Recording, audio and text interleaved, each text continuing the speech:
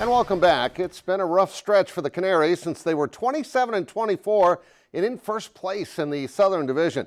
Tonight, they were hoping their fortunes would change with arch rival Sioux City in town. Birds have gone 6-22 since then. Bad start. Top of one, that's Jose Sermo with his 60th RBI of the season with a double to left center. Next batter is Drew Stankiewicz, and he hits it even farther.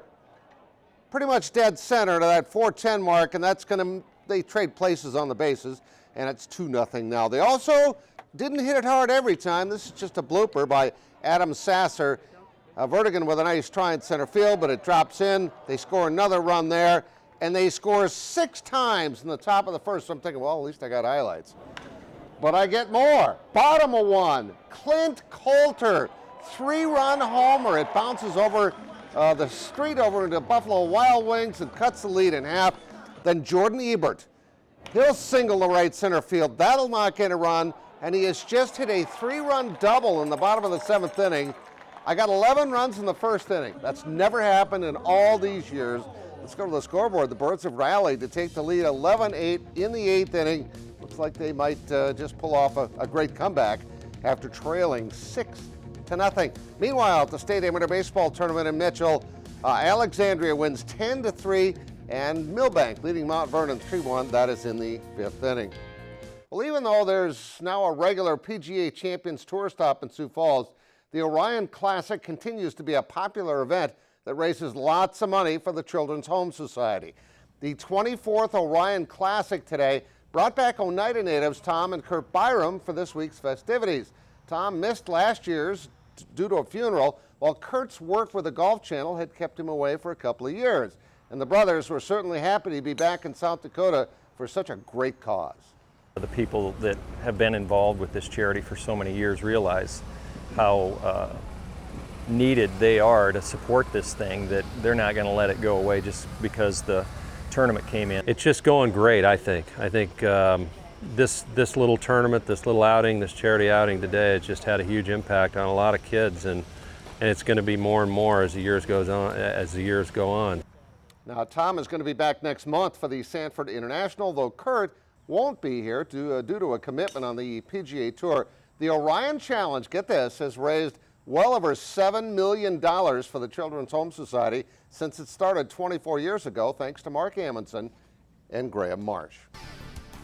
Well, the USD Coyotes are excited to get the football season started, and one of the big reasons why is the guy who leads them on defense. Meet Darren Greenfield, our Carl's TV and Appliance Athlete of the Week.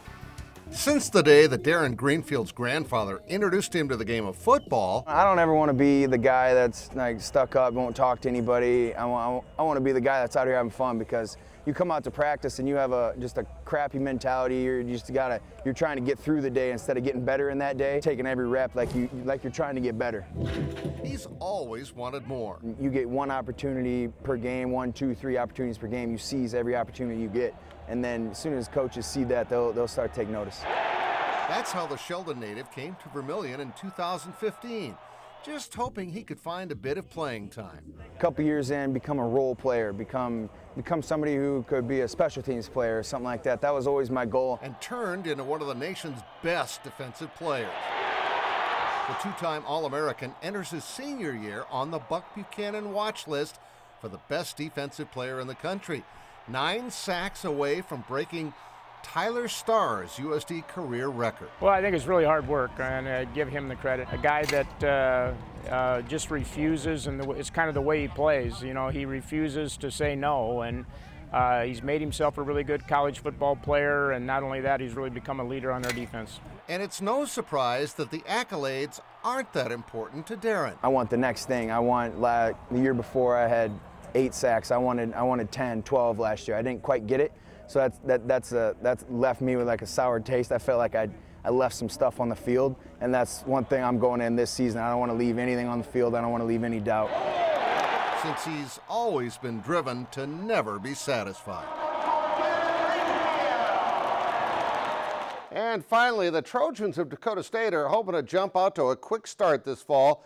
There's a new look, a new logo for Josh Anderson's team, which is fitting since they're hoping for a bit of a renewal on the field as well after going 3-8 last year, in which they struggled and lost several games down the stretch that they felt they should have won. Overall, the program has made great strides under Anderson's leadership, and he's confident they'll make a big jump back into the conference contention this fall.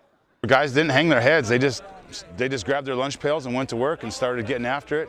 Like I said, we've had the most guys stick around this summer that we've ever had, and so they're eager and they're willing to get back in the saddle. And 3-8 is not going to happen this year. We're not interested in that. We want to be conference champs. We want to go to the playoffs, and I'm not just talking just because that's a general statement.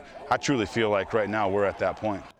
Dakota State opens at home on Thursday, August 29th against arch rival Dakota Wesleyan, whom they've beaten in each of the last 3 years, and it's a very important game for both teams to start the season with a victory. And that's sports. We'll all be right back.